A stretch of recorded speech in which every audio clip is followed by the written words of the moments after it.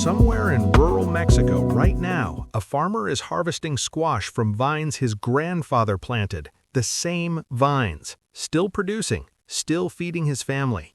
And the fruit he's pulling off those vines today will still be perfectly edible in the year 2027, sitting in a shed, no refrigeration, no canning, no processing. Frank Miller here with Heritage Garden Wisdom, and what I'm about to show you is the single most productive food storage crop in the history of the Americas, a crop that fed entire civilizations through famines, a crop that existed in American seed catalogs until 1960, then vanished completely. Not because it stopped working, because it worked too well to be sold annually. Here is the twist most people never see coming. The gardening industry does not reward superior crops. It rewards crops that require repeat purchases. A plant that feeds your family for 15 years from one planting is a catastrophic business model for seed companies. There is no second sale, no dependency, no reason for you to come back next spring. That is exactly why the plant in this video was systematically removed from every mainstream American seed catalog over the course of 3 decades, while pumpkins and butternut squash, both annuals requiring yearly replanting, were actively promoted in their place. This is not speculation. The timeline is documented, and the math makes the motive undeniable.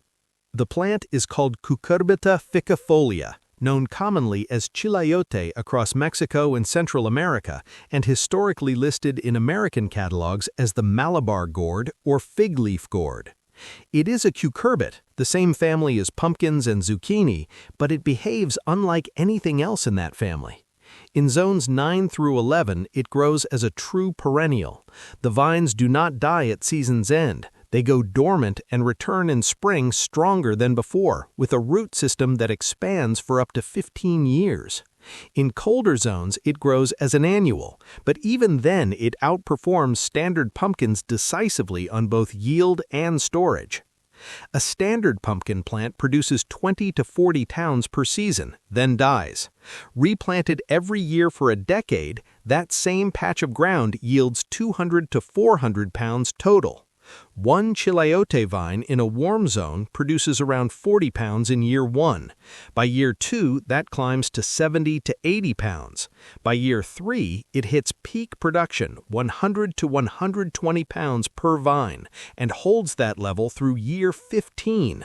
One planting, one vine, over 1,500 pounds of squash, 8 times the lifetime output of a pumpkin from identical space and virtually zero recurring labor. Even grown as an annual in cold zones, the numbers are striking.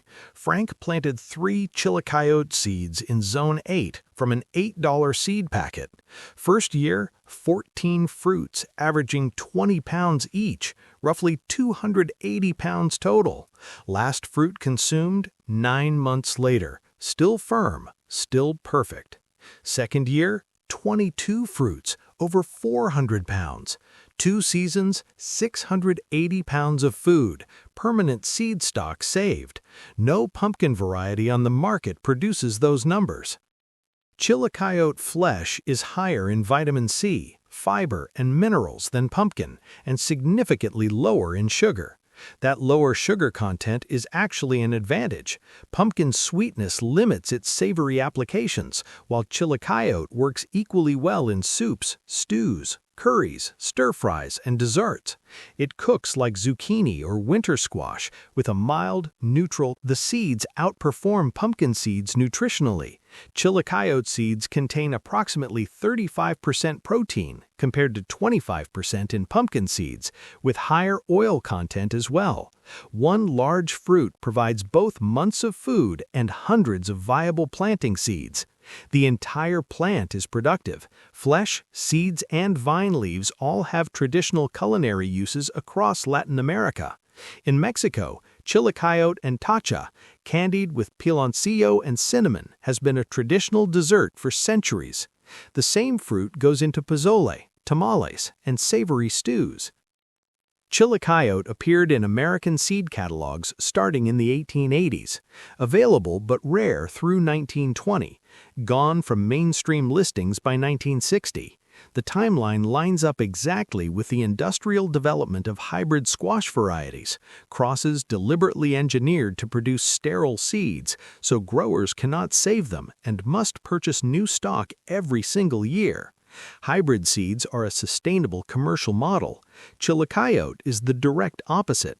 Open-pollinated, true breeding, perennial in warm zones, requiring no repeat purchase after the first packet. Agricultural universities never researched it. Extension offices never promoted it. Gardening publications never featured it. Not one dramatic decision caused this erasure. It was the accumulated result of a system that funded annual crops and quietly ignored perennial ones. The knowledge did not disappear globally. Latin American communities in the U.S. and farmers across Mexico, Central America, and the Andes never stopped growing it. The plant survived outside commercial reach, exactly where commercial pressure never arrived. Seeds are the hardest part. Major seed companies do not carry Chilacayote. Search specialty heirloom suppliers, the Seed Savers Exchange, and Latin American seed sellers.